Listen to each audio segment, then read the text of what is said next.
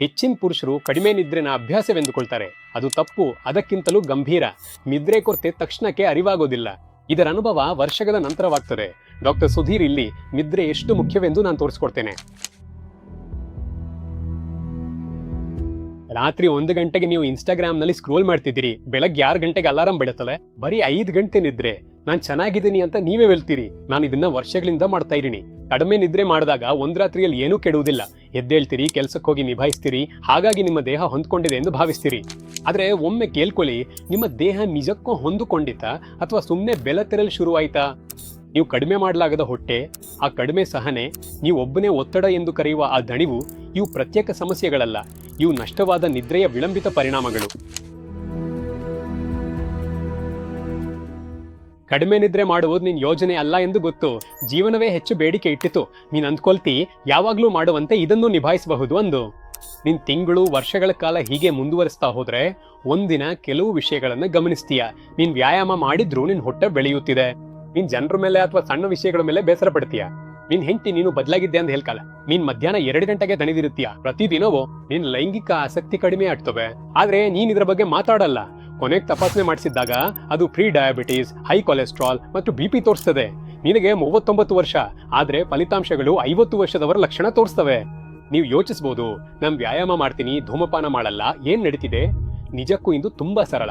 ನೀನು ನಿನ್ನ ದೇಹವನ್ನ ಸರಿಯಾಗಿ ಸರ್ವಿಸ್ ಮಾಡಿಸಿದ ಕಾರಿನಂತೆ ಓಡಿಸ್ತಿದ್ದೀಯಾ, ಮತ್ತು ಕೊನೆಗೆ ಎಂಜಿನ್ ಹಾಳಾಗ್ತಾರೆ. ನಾನು ಇದನ್ನು ಹೀಗೆ ವಿವರಿಸ್ತೇನೆ. ನಿನ್ನ ದೇಹವನ್ನ ಕಾರಿನ ಇಂಜಿನ್ ಎಂದು ಕಲ್ಪಿಸು. ದಿನದ ವೇಳೆ ನೀನು ಕಾರ್ ಓಡಿಸ್ತಿರುವಂತೆ ಎಂಜಿನ್ ಬಿಸಿ ಆಗ್ತದೆ, ಭಾಗಗಳು ಹಾಳಾಗ್ತವೆ, ಎಣ್ಣೆ ಕಲುಷಿತವಾಗ್ತದೆ, ಸಣ್ಣ ಹಾನಿಗಳು ಜಮೆ ಆಗ್ತವೆ. ರಾತ್ರಿ ನಿದ್ರೆ ಅನ್ನೋದು ಆ ಎಂಜಿನ್ ಸರ್ವಿಸ್ ಸೆಂಟರ್ಗೆ ಹೋಗೋ ಸಮಯ. ಈಗ ನಿದ್ರೆ ಹಿಂದೆ ಇರುವ ವಿಜ್ಞಾನವನ್ನ ನಾನು ವಿವರಿಸ್ತೇನೆ. ನಿದ್ರೆ ಪುನರಾವೃತ್ತ ಚಕ್ರಗಳಲ್ಲಿ ನಡೀತದೆ. ಇದು ಸರ್ವಿಸ್ ಸೆಂಟರ್ ಹಲವಾರು ಬಾರಿ ಮೇಂಟೆನೆನ್ಸ್ ಮಾಡುವಂತೆ. ಪ್ರತಿ ಚಕ್ರವು ಸುಮಾರು 90 ನಿಮಿಷಗಳಷ್ಟು ಇರ್ತದೆ ಮತ್ತು ಪೂರ್ಣ ರಾತ್ರಿ ನಿದ್ರೆಗೆ ನಿನಗೆ ಸುಮಾರು 4 ರಿಂದ 5 ಚಕ್ರಗಳು ಬೇಕಾಗ್ತವೆ. ಪ್ರತಿ ಚಕ್ರದೊಳಗೆ ನಿನ್ನ ದೇಹವು 3 ಪ್ರಮುಖ ಹಂತಗಳ ಮೂಲಕ ಸಾಗ್ತದೆ. ಮೊದಲ ಹಂತದ ಬಗ್ಗೆ ಮಾತಾಡೋಣ. ಇದು ಲಘು ನಿದ್ರೆ ಹಂತ. ಇದನ್ನು ನಾನ್ ರೆಮ್ ನಿದ್ರೆ ಎಂದು ಕರೆಯುತ್ತಾರೆ. ಇದು ದೇಹ ತಂಪಾಗುವ ಹಂತ. ಇಲ್ಲಿ ಹೃದಯ ಬಡಿತ, ರಕ್ತದೊತ್ತಡ ಮತ್ತು ತಾಪಮಾನ ಇಳಿಯುತ್ತದೆ. ದೇಹವು ಡ್ರೈವ್ ಮೋಡ್ನಿಂದ ರಿಪೇರ್ ಮೋಡ್ಗೆ ಬದಲಾಗುತ್ತದೆ. ನಿದ್ರೆ ತುಂಬಾ ಕಡಿಮೆ ಆಗಿದ್ರೆ ಅಥವಾ ನಿರಂತರವಾಗಿ ವ್ಯತ್ಯಯವಾಗ್ತಿದ್ರೆ ನಿನ್ನ ದೇಹಕ್ಕೆ ಆ ಶಾಂತ ಸ್ಥಿತಿಯಲ್ಲಿರುವ ಸಮಯ ಕಡಿಮೆ ಸಿಗ್ತದೆ. ಇನ್ನು 2ನೇ ಹಂತಕ್ಕೆ ಹೋಗೋಣ. ಇದು ಆಳವಾದ ನಿದ್ರೆ ಹಂತ. ಇದು ಕೂಡ ನಾನ್ ರೆಮ್ ನಿದ್ರೆಯ ಭಾಗವಾಗಿದೆ. ಇದು ಭಾರಿ ದುರಸ್ತಿ ನಡೆಯುವ ಹಂತ. ಇಲ್ಲೇ ದೇಹದ ಭೌತಿಕ ಪುನಶ್ಚೇತನ ಹೆಚ್ಚಿರ್ತದೆ, ಅಂಗಾಂಶ ದುರಸ್ತಿ, ರೋಗ ನಿರೋಧಕ ಶಕ್ತಿ ಬಲಗೊಳ್ಳುತ್ತದೆ, ಮುಖ್ಯ ಬೆಳವಣಿಗೆ ಹಾರ್ಮೋನ್ ಬಿಡುಗಡೆ ಆಳವಾದ ನಿದ್ರೆಯಲ್ಲಾಗ್ತದೆ. ಇಲ್ಲಿ ಮುಖ್ಯವಾದದ್ದು ಎಂದರೆ ಆಳವಾದ ನಿದ್ರೆ ರಾತ್ರಿ ಮೊದಲಾರ್ಧದಲ್ಲಿ ಹೆಚ್ಚಿರ್ತದೆ. ಮತ್ತು ಕೊನೆಗೆ ಹಂತ 3 REM ಅಂದ್ರೆ ವೇಗದ ಕಣ್ಣು ಚಲನೆಯ ನಿದ್ರೆ ಹಂತ.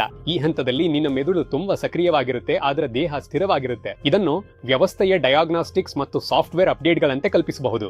ನಿನ್ನ ನೆನಪುಗಳು ಸರಿಯಾಗಿ ಜೋಡಿಸಲಾಗ್ತವೆ, ನಿನ್ನ ಭಾವನೆಗಳನ್ನು ಮೆದುಳು ಪ್ರಕ್ರಿಯೆಗೊಳಿಸುತ್ತೆ. ಇದಕ್ಕಾಗಿಯೇ ಕಡಿಮೆ REM ಇದ್ರೆ ಸಾಮಾನ್ಯವಾಗಿ ಕಿರಿಕಿರಿ ಕಾಣಿಸುತ್ತೆ, ಆತಂಕ ಮತ್ತು ಕೆಟ್ಟ ನಿರ್ಧಾರಗಳು. ಮತ್ತು REM ನಿದ್ರೆ ಬೆಳಿಗ್ಗೆ ಕಡೆಗೆ ಹೆಚ್ಚು ಉದ್ದವಾಗ್ತದೆ. ಈಗ ನಿನ್ ದಿನಕ್ಕೆ ಕೇವಲ 5 ರಿಂದ 6 ಗಂಟೆ ಮಾತ್ರ ನಿದ್ರೆ ಮಾಡಿದರೆ ಏನಾಗ್ತದೆ ಎಂಬುದನ್ನು ನೋಡೋಣ. ನೀನು ಆ ಸೇವೆನ ಮಧ್ಯದಲ್ಲಿ ನಿಲ್ಲಿಸ್ತೀಯ. ಸಾಮಾನ್ಯವಾಗಿ ನೀನು 1 ಅಥವಾ 2 ಸಂಪೂರ್ಣ ಚಕ್ರಗಳನ್ನ ಕಳ್ಕೊಳ್ತೀಯ ಮತ್ತು ಆ ಕೊನೆಯ ಚಕ್ರಗಳಲ್ಲೇ ಹೆಚ್ಚು ರೆಮ್ ನಿದ್ರೆ ಇರ್ತದೆ. ಅದು ಪುನಶ್ಚೇತನದ ಅಂತಿಮ ಹಂತ. ಇದು ನಿನ್ನ ಕಾರನ್ನು ಎಣ್ಣೆ ಬದಲಾವಣೆಗಾಗಿ ತೆಗೆದುಕೊಂಡು ಹೋಗಿ ಬ್ರೇಕ್ ಪರಿಶೀಲನೆ ಮತ್ತು ಡಯಾಗ್ನಾಸ್ಟಿಕ್ಸ್ ಮುಗಿಯೋ ಮೊದಲು ಹಟ್ಟು ಬರುವಂತಾಗಿದೆ. ಕಾರ್ ಸ್ವಲ್ಪ ಸಮಯ ಓಡ್ತದೆ, ನಂತರ ನೀನು ಊಹಿಸದ ರೀತಿಯಲ್ಲಿ ಅದು ಹಾಳಾಗಲು ಪ್ರಾರಂಭಿಸ್ತದೆ.